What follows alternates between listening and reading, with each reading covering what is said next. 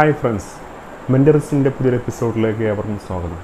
What is schedule, എന്താണ് schedule എന്ന വിഷയവുമായി ബന്ധപ്പെട്ടാണ് നമ്മൾ ഈ വീഡിയോയിലൂടെ ഡീൽ ചെയ്യുന്നത്.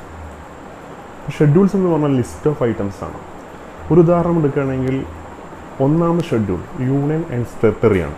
ഇപ്പോൾ ഇന്ത്യയിൽ മെയിനായിട്ട് 28 സ്റ്റേറ്റും അതുപോലെ 8 യൂണിയൻ ടെറിട്ടറീസാണ്. ആ യൂണിയൻ ടെറിട്ടറീസ് നമ്മൾ ലിസ്റ്റ് ചെയ്ത് വെക്കും, ഓരോ അടിയിലേക്ക് എഴുതി വെക്കും. ശമ്പളമാണ് രണ്ടാമത് ഷെഡ്യൂളിൽ പറയുന്നത്. ഇന്ത്യയിൽ ഹയർ പോസ്റ്റിലുള്ള രാഷ്ട്രപതി, ഉപരാഷ്ട്രപതി, വൈസ് പ്രസിഡൻറ്റ്, അതുപോലെ രാജ്യസഭാ ചെയർമാൻ, ലോക്സഭാ സ്പീക്കർ, അവരുടെ സാലറി എന്ത് ചെയ്യും നമ്മൾ കൃത്യമായി അടിയിലേക്ക് ഇങ്ങനെ എഴുതി വെക്കും. അപ്പോൾ ഇതുമായി ബന്ധപ്പെട്ട വിഷയമാണ് നമ്മൾ എന്ത് ചെയ്യുന്നത്, ഷെഡ്യൂൾസ് എന്ന് പറയുന്നത്. അപ്പോൾ ഒന്നാമത്തെ point, schedules is a part of the constitution. Indian കോൺസ്റ്റിറ്റ്യൂഷൻ്റെ ഭാഗമാണ് ഷെഡ്യൂൾസ് എന്ന് പറയുന്നത്. സെക്കൻഡ് പോയിന്റ്സ് എന്ന് പറഞ്ഞാൽ it is appendix of the constitution. Indian ഭരണ അവസാന ഭാഗത്താണ് ഷെഡ്യൂൾസ് ഉൾക്കൊള്ളിച്ചിട്ടുള്ളത്. ആർട്ടിക്കിൾ 368 പ്രകാരമാണ് ഇന്ത്യൻ ഭരണയിൽ പുതിയ ഷെഡ്യൂൾസ് ആഡ് ചെയ്യുന്നത്. അപ്പോൾ ആർട്ടിക്കിൾ 368 പ്രകാരം ഭരണഘടന ഭേദഗതി പ്രകാരമാണ് പുതിയ ഷെഡ്യൂൾസ് ആഡ് ചെയ്യുന്നത്.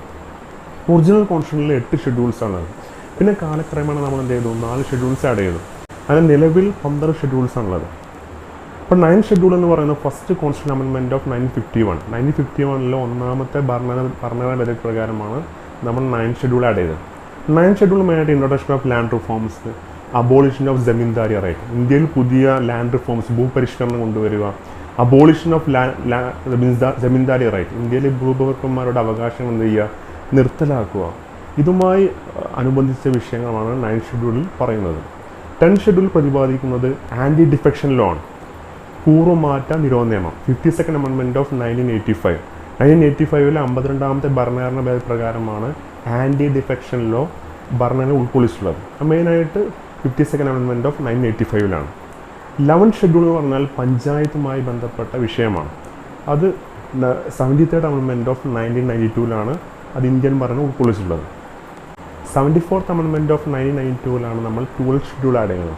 12th ഷെഡ്യൂൾ മെയിനായിട്ട് ഉൾക്കൊള്ളിക്കുന്നത് മുനിസിപ്പാലിറ്റിയുമായി ബന്ധപ്പെട്ട വിഷയമാണ്. അപ്പോൾ 11th ഷെഡ്യൂളിൽ മെയിനായിട്ട് 29 സബ്ജക്റ്റും 12th ഷെഡ്യൂളിൽ മെയിനായിട്ട് 18 സബ്ജക്റ്റുമാണ് ഇന്ത്യൻ ഭരണത്തിൽ ഉൾക്കൊള്ളിച്ചിട്ടുള്ളത്.